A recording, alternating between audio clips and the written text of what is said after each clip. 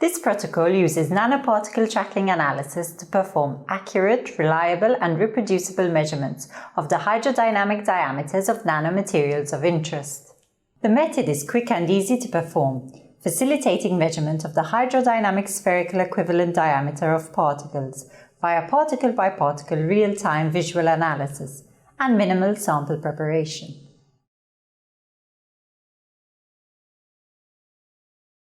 Before performing a measurement, filter the volume of ultrapure water to be used for the analysis through a 0.02 micron syringe filter.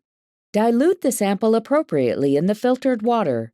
For this 60 nanometer gold colloid dispersion sample, dilute volumetrically by a factor of 50.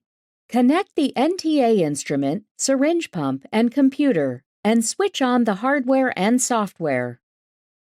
Remove the laser module from the system and use a tissue and compressed air to completely dry the glass surfaces and the LVFC internal channels, tubing, and fluidic ports.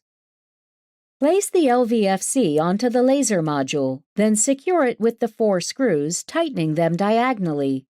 Attach the outlet tubing to the port on the right side of the cell. Insert the inlet tubing into the waste bottle and flush 900 microliters of cleaning solution as quickly as the back pressure allows. Replace the syringe attached to the inlet tubing with a new syringe containing 1 milliliter of filtered water, and connect the inlet tubing to the left port of the flow cell. Then slowly introduce approximately 500 microliters of fluid into the sample chamber.